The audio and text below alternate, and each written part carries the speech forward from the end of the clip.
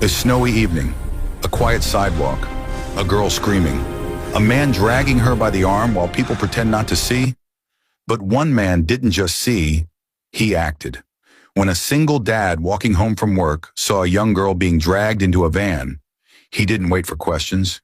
He threw the first punch that changed 3 lives forever. What happens next will make you believe in standing up, even when the world stays silent. If you believe kindness still exists, hit like and subscribe to Kindness Stories, because every view helps us share the light. The cold wind bit through Tyler's worn jacket as he stepped off the late-night bus. His daughter Ava was already asleep by the time he left his shift at the diner, and the only thing on his mind was getting home, checking on her, and heating up the leftover macaroni she'd made for dinner. Being a single dad wasn't easy.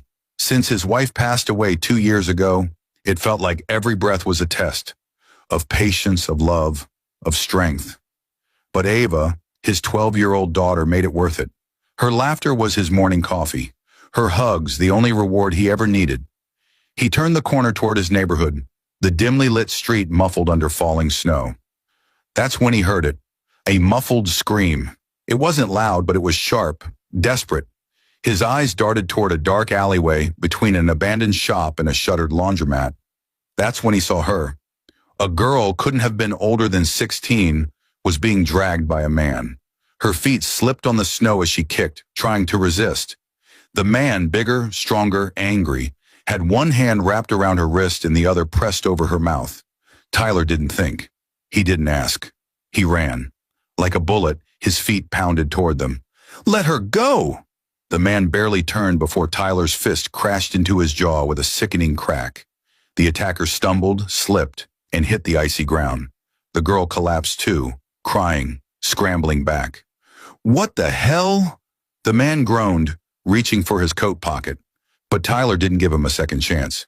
He tackled him again, knee pressing into the man's chest. "Who are you? What are you doing to her?" The man tried to push him off, shouting something incoherent.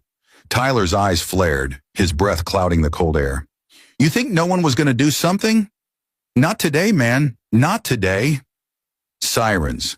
Someone had called 911. Within minutes, flashing blue lights filled the street. Officers separated them. The girl was shivering, crying, hugging her knees. The man was restrained, cursing. Tyler stood between them, hands in the air, shaking. She was screaming. He was dragging her.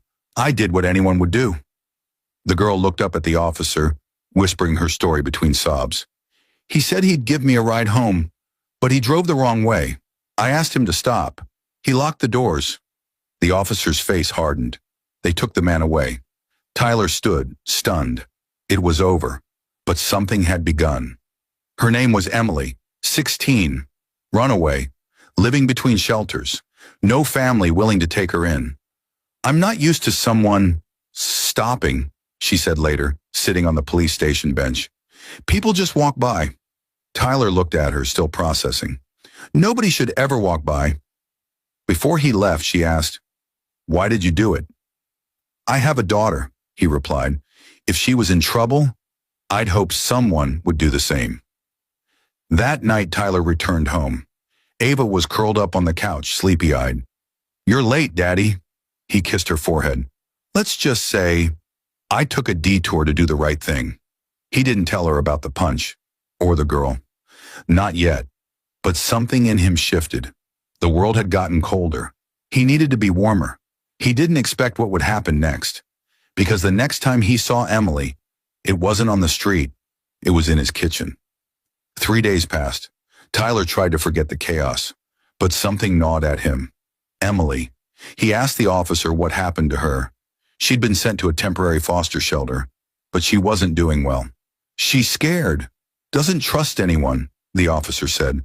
"But when she talks about you, her voice changes. You made her feel safe." Tyler wrestled with the idea. He already had a daughter, a fragile budget, a life barely held together. Could he open his door again? He did. He applied to become her temporary guardian. When Emily first stepped into his home, she didn't speak much. She kept her backpack close, flinched at loud noises, didn't trust closed doors. Ava, on the other hand, greeted her with cookies. You can have the top bunk, she offered. Emily blinked. Really? Yeah. My dad says we always share with people who need it. Over time, the ice melted. Emily started smiling, laughing, talking about books she liked, helping Ava with homework, sitting quietly while Tyler cooked dinner, even offering to help. One evening, Tyler walked into the kitchen and saw Emily trying to flip pancakes. You ever cooked before? He asked. She grinned. Only at shelters, but they always burned. He chuckled. Well, welcome to the club. I burn stuff all the time. She looked up at him. Thank you for not walking past me. He paused. Thank you for trusting me. But not everyone understood. Some neighbors raised eyebrows. A single man taking in a teenage girl? He faced judgment, but Tyler stood tall. This isn't about what they think. It's about what's right. The turning point came during the school's parent-student night. Emily was supposed to go alone, but Tyler showed up with Ava. He stood beside Emily as she presented her art project about the meaning of safety. She drew a picture of a snowy street, a girl, a van, and a man who punched first and asked later. The room was quiet. Emily's voice cracked. Sometimes the people you expect to save you don't. And the ones you don't expect become your heroes. Tyler looked down. Tears filled his eyes. After the event, Emily hugged him in front of everyone. She whispered, "You gave me something I've never had, a home." Tyler held her tight. "You gave me something too. Another reason to keep going." Months passed. Emily officially became part of the family, not just on paper, in hearts. Ava called her sister. Tyler called her daughter. They celebrated birthdays, holidays, laughed over burnt pancakes. Emily even got a part-time job tutoring art at Ava's school. One evening, as they sat around the table, Ava asked, "Hey, Emily, what would have happened if Daddy hadn't punched that man?" Emily went quiet. Then she replied, "I don't know, but I know my life really started after that punch." Tyler smiled. It wasn't just the punch. It was the choice to care. Always care.